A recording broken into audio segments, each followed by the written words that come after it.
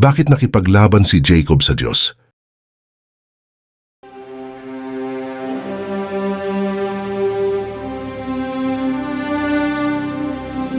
Ngayong araw ikukwento ko sa iyo ang istorya ng isang tao na literal na nakipagbuno sa Diyos at nabuhay upang ipagpatuloy ang kanyang paglalakbay. Oo, tama ang narinig mo. Si Jacob, ang patriarka ng Israel, ay nakaranas ng mga supernatural na pangitain, isang hagdan na nag-uugnay sa langit at lupa, at maging isang pisikal na pakikipaglaban sa Diyos mismo. Ngunit narito ang lihim, hindi lang ito isang sinaunang kwento. Isa itong makapangyarihang revelasyon kung paano binabago ng Diyos ang buhay ng mga tao, maging sa kasalukuyang panahon. At matutuklasan mo kung paano ang isang mandaraya ay naging ama ng isang buong bansa at kung paano ito may kaugnayan sa iyo. Sigurado akong ang katapusan ng kwentong ito ay magpapamangha sa iyo, kaya manatili ka dahil ito ay isang paglalakbay na hindi mo dapat palampasin.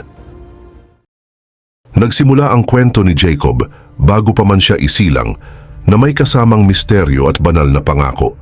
Sa Genesis mababasa natin na ang kanyang ina na si Rebecca, asawa ni Isaac, ay nagkaroon ng mahirap na pagbubuntis. Ang kambal sa kanyang sinapupunan ay tila laging nag-aaway, kaya lumapit siya sa Diyos upang humingi ng kasagutan. Matapos noon tumanggap siya ng isang propesya na hindi lamang babago sa kanyang buhay, kundi pati na rin sa kinabukasan ng mga bansa. Sa aklat ng Henesis, ika-25 kabanata, ika-23 berso, 2 bansa ang nasa iyong sinapupunan at 2 bayan ang maghihiwalay mula sa iyong sinapupunan. Ang isa'y magiging mas malakas kaysa sa isa at ang nakatatanda ay maglilingkod sa nakababata.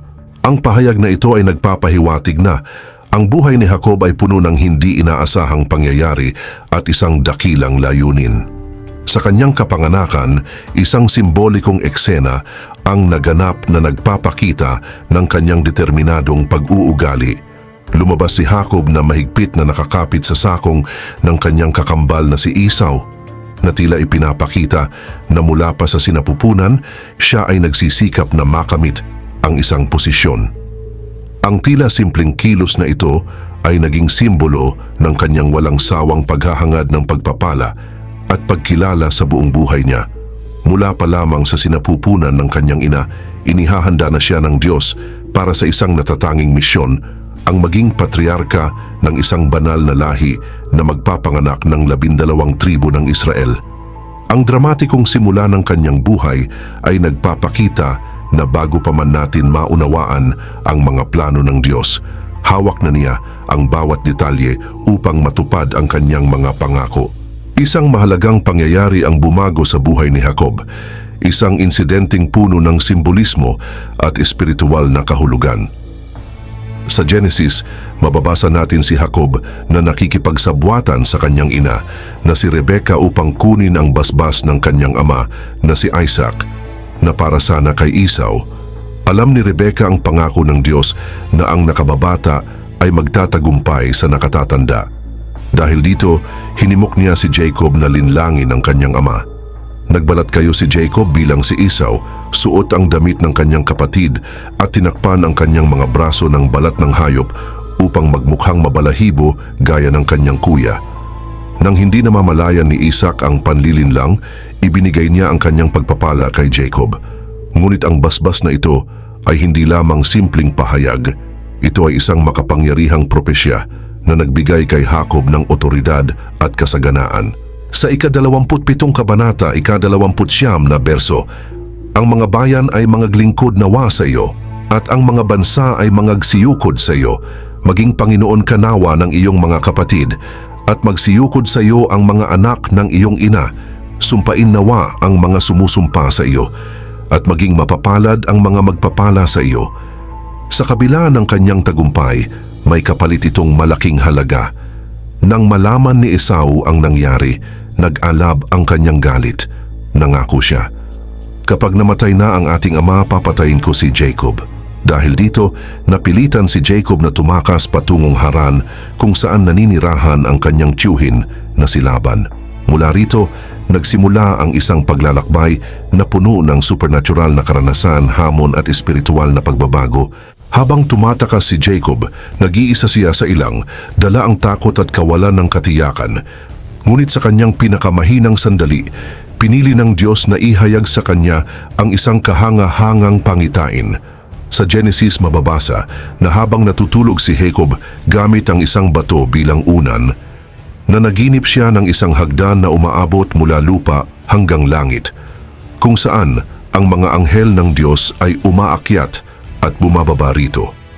At naroon sa tuktok ang Panginoon na nangako sa kanya, "Sa pamamagitan mo at ng iyong lahi, pagpapalain ang lahat ng angkan sa daigdig." Nagising si Jacob na punong-puno ng takot at pagkamangha at sinabi niya, at siya'y natakot at kaniyang sinabi, "Kakilakilabot na dako ito. Ito'y hindi iba kundi bahay ng Diyos at ito ang pintuan ng langit." Bilang tugon, itinayo niya ang batong kanyang hinigaan bilang haliging pananda at tinawag ang lugar na Bethel, na nangangahulugang bahay ng Diyos. Dito, nangako si Jacob na susundin at pararangalan ng Diyos kung matutupad ang kanyang mga pangako.